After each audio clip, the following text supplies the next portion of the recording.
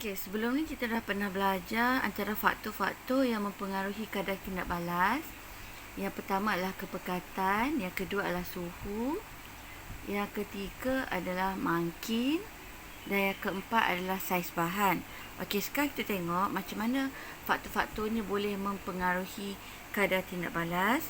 Okey, kita tengok pada kesan kepekatan. Okey, contohnya bahan A. Okey, bahan A. Satu yang berkepekatan rendah, satu lagi yang berkepekatan tinggi. Jadi kalau kamu tengok yang kepekatan rendah, bilangan zarah dia cuma ada 4. Manakala yang berkepekatan tinggi lebih daripada 4. Jadi daripada sini kita boleh nampak bila kepekatan bahan adalah tinggi, jadi bilangan zarah, bilangan zarah per unit isi padu adalah lebih tinggi kalau kepekatan lebih tinggi. Sekarang kamu tengok pada gambar yang cikgu buat ni, sebenarnya dua-dua ni, kamu imagine dua-dua ni adalah isi padu yang sama. Isi padu yang sama, tapi kepekatan yang berbeza. Ini kepekatan rendah, ini kepekatan tinggi. Jadi maksudnya, bila kepekatan tinggi, jadi bilangan zarah adalah lebih tinggi. Bilangan zarah per unit isi padu adalah lebih tinggi. Kalau gambar cikgu ni, ini kecil, ini besar kan? Tapi kamu anggap je isi padu dua-dua adalah sama, tapi kepekatan sahaja yang berbeza. Bila ini kepekatan dia tinggi, jadi bilangan zarah per unit isi padu pun bertambah.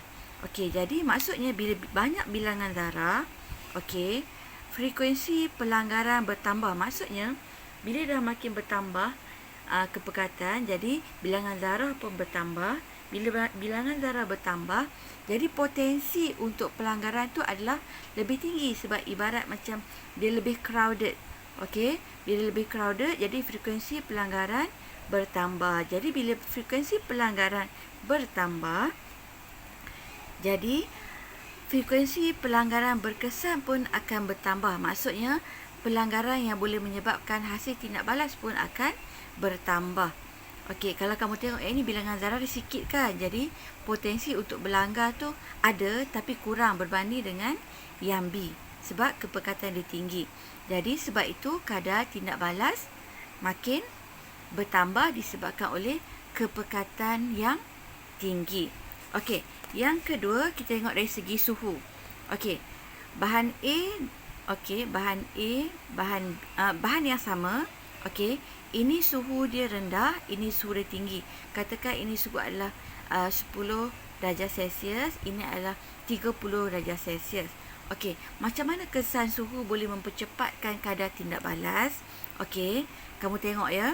Bila kita panaskan, contohnya, ini adalah 10 darjah Celsius. Bila kamu panaskan kepada 30 darjah Celsius, jadi maksudnya zarah-zarah ni dia mendapat tenaga.